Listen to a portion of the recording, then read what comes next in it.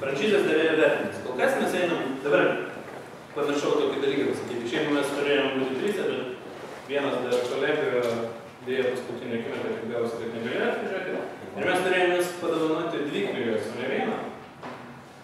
Bet kaip dažnai būna Lietuvoje ir kitose pasaulio šalyse, ketvirtadienį turi kažką tai atiduoti, kažką tai atspausdinti. Ketvirtadienį kažkodėl tai nėra. Penktadienį nėra, šeštadienį. Sėkmės. Tai visiems, kas užsiregistravo, mes išsiųsim minimum elektroniniu paštu. Tas knygas elektroninė versija. Ir knyga vadinasi Franšizės pirkimas greitai keliasi sėkmę. Aš, Viktorija ir dar tas kolega, kuris negalėjo atvykti, esam tos knygos autoriai. Tai toje knygoje visą tai, ką mes šiandien aptarėm, jūs surasit labiau detalizuotai. Ir čia mes važiuojam toliau pagal visą tą struktūrą, bet jeigu jūs jausit, kad kažkas yra neaišku ar kažkur nori sustoti, iš karto stabdykit ir mes tą aptarsim. Taigi, franšizės davėjo vertinimas. Atsimenat, pas mus buvo Call to Win, galim su jais toliau ir pažaisti, kaip sakant.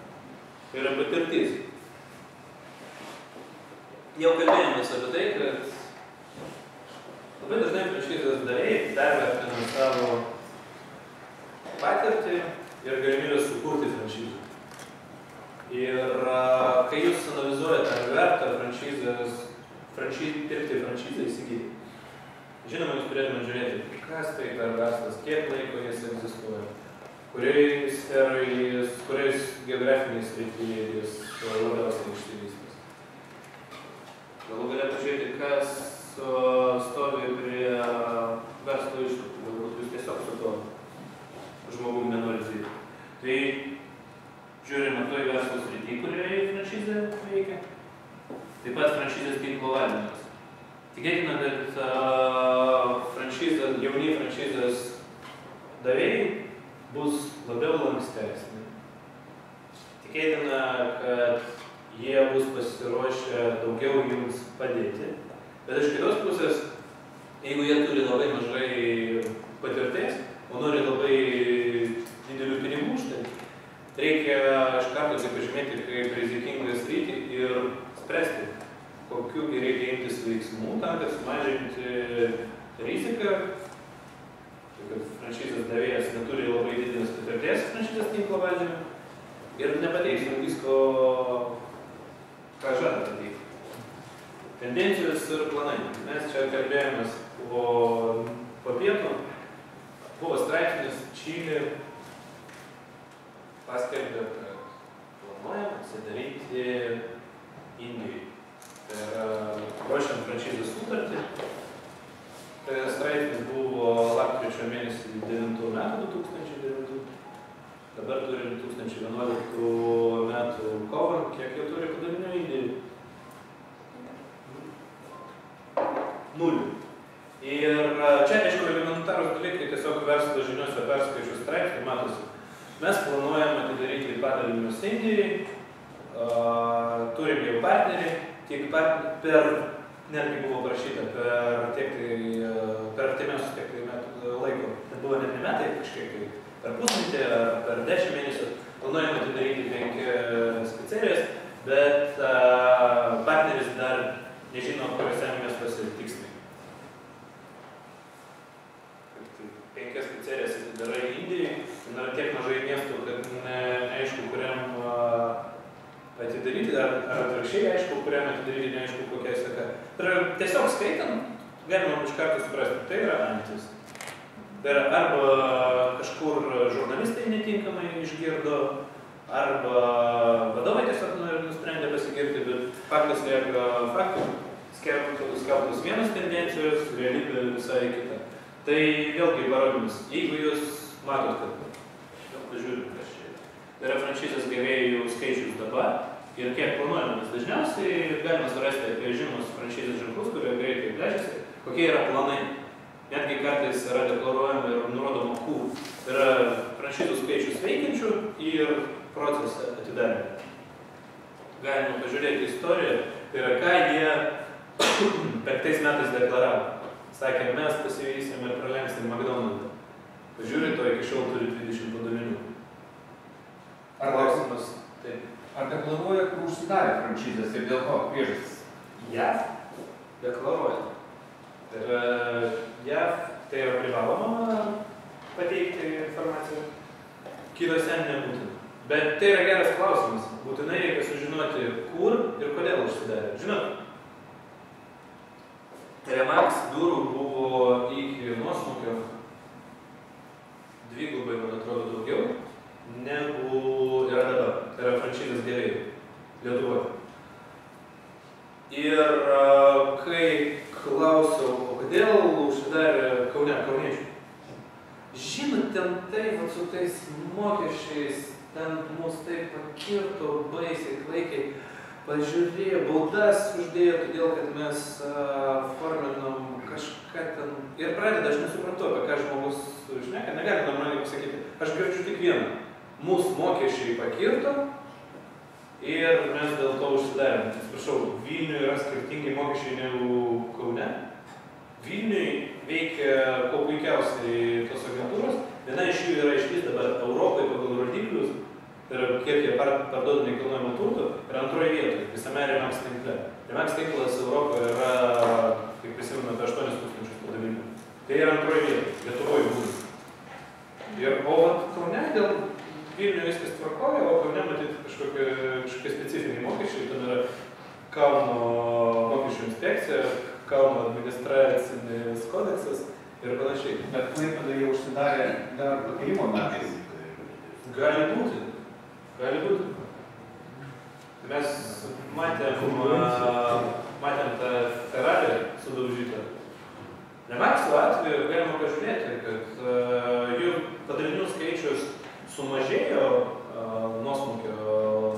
nuosmukio, bet rodikliai, tai yra parduodamo nekilnojamo turto skaičius, neženkliai sumažėjo. Nes situacija yra paprasta. Jeigu anksčiau, galima paimti statistiką. Anksčiau buvo, kaip pavyzdys, nežinau, 500 nekilnojamo turto agentūrų, parduodavo viena agentūra per mėnesį kažkokį skaičių pinigų už kažkokią sumą nekilnojamo turto. Nuosmukis 300 užsidarė agentūrų, bet jeigu pažiūrėti, kiek dabar veikianti nekilnojamo turto agentūra parduoda nekilnojamo turto, tai rodiklis yra aukštesnis, nes rinka sumažėjo ir rinkos žaidėjų sumažėjo, bet proporcija yra geresnė pusė. Kodėl užsidarė Klaipėda, aš negaliu atsakyti. Bet tikiu, kad užsidarė ne dėl to, kad sistema yra bloga. Nes sistema yra, franšizė yra ne tame, kaip parduoti nekilnojamo turto, o kaip suvaldyti nekilnojamo turto agentūrą. Tai yra Remax, teoriškai. Remax franšizės gavėjas gali neišmanyti nekilnojamo turto visiškai. Bet jeigu jis sugeba surasti geriausius brokerius ir pas save pritraukti, jis bus sėkmingas. Buvo labai paprasta labai buvo jos analizuoti, mes žiūrėjom rodiklius. Tai yra grafikas, kiek skirtingi Remax padaliniai skirtingose miestuose parduoda. Tai buvo maždaug taip, vienas padalinys tiek.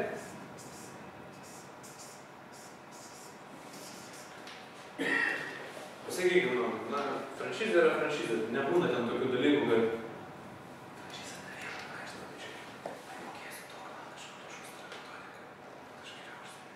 Taip nebūna. Viskas yra standartizuota. Kaip jie pasiekia, čia keli kartai, yra visi daugmaž vienodai, o jie gerai. Žymiai gerai. Todėl, kad jie sugebėjo pasinaudoti to verslo modeliu idealiausiai. Ir ten tikslas yra paprastas, yra sukuriama sistema, kai franšizės gavėjas valdo brokerius, bet nesikeša į jų reikalus. Tai yra, jie turi biurą, kur dirbti, prekės ženklą, reklamą, bet dirba, kiekvienas turi savo klientus ir dirba su tais klientais. Franšizės gavėjas jiems nesako, žinai, tu esi mano darbuotojas, jie yra nepriklausomi. Jie tiesiog naudojasi biurų tam, kad užtikrinti duomenų bazę, prieimą lengvą prie klientų ir taip toliau ir panašiai. Čia nepardavinėjau Remaxo franšizės, bet... Taigi, žiūrime tendencijos ir planus, tai yra franšizės gerėjų skaičius, esamas, deklaruojamas, yra dinamika, kaip keitėsi, nuosavybė daliniai, plėtros planai, kaip galima visą laiką paimti ir daryti elementarų dalykų. Pažiūrėti, ką jis deklaravo 7 metais. Žiūrėti, kaip jie sugebėjo tą padaryti. Na, teisiniai ir finansiniai aspektai. Tai yra finansiniai rodikliai. Na, dabar 21 amžiaus įmanoma praktiškai bet kurią įmonę sužinoti, kaip, kas, kur. Labai smagu, dabar atsirado nauja, kaip vadinasi, žiūrėjom, galima pažiūrėti viešuosius visus pirkimus. Kokia organizacija, kada užsakinėjom, kas, netgi nereikia analizuoti pačiam, galima tiesiog suformuluoti užklausą internete. Kas dažniausiai laimėtojas, pavyzdžiui, pažiūrėti, Klaipėdos savivaldybė, kas dažniausiai laimi konkursus. Žiūrėti, ar jis dažniau laimi negu kitos įmonės, ar rečiau. Įmanoma to padaryti. Taip ir čia galima sužiūrėti, kokie finansiniai rodikliai yra franšizės davėjai. Galbūt jis deklaruoja čia taškosi pinigais, o neturi nieko už nugarį. Bylos. Ar buvo teisminių procesų su franšizės gavėjais, su tiekėjais, su konkurentais? Kodėl? Kokios priežastys? Kaip jos pasibaigė? Žinoma, man atrodo, tai apie ką jūs šnekėjo. Intelektinė nusavybė. Labai dažna, vėlgi, klaida jaunų franšizės davėjų, jie pamiršta elementarų dalyką padaryti, užregistruoti savo prekės ženklą, nes sako, kad tai yra brangu. Tai iš tikrųjų yra nepigu. Bet vėliau, jeigu jūs planuojate plėtrą, gali gautis taip, kad ateisit į naują rinką, o internetinė svetainė jau funkcionuoja, ir jį įsigyti nefunkcionuoja. Prekės vardas užregistruotas. Ir taip žinom, vėl kalbant grįžtant prie Remax, kad įsitikintume, kad nepardavinėjame jų franšizės. Labai juokinga istorija. Spūdingai juokinga istorija su Remax. Remaxas galinga pakankamai kompanija. Padarė tokį dalyką, pamiršo, kurdami savo planus, plėtros pamiršo užregistruoti Rusijai savo prekės ženklą. Kažkas paėmė, Remaxas. Knyga yra populiariai labai parašyta įkūrėjo Remaxo. Kuria savo nekilnojamo turto agentūrą, pavadino Remax, užregistravo, opa, ir veikia. Atėjo Remax, sako, klausyk, kaip čia, mes Remax, sako, oi, nu gerai, taikinis. Sako Remax, nu kiek tu nori, gerai, kiek tu nori, 10 tūkstančių, 50 tūkstančių. Ten parašė daug, sako, ir pirmiau. Ir sako, oi, ne, žinai, nu davai duodam 50 ir važiuojam. Tai jau 10 metų bilinėjasi. Jau matau dar 10 metų bilinėsis. Nu, kainos kyla. Jo, kainos kyla, tikėtina. Kainos kyla, išlaidos taip pat kyla. Jo, bet kaip Remaxas iš tos situacijos išėjo, kaip oficialiai skelbiama?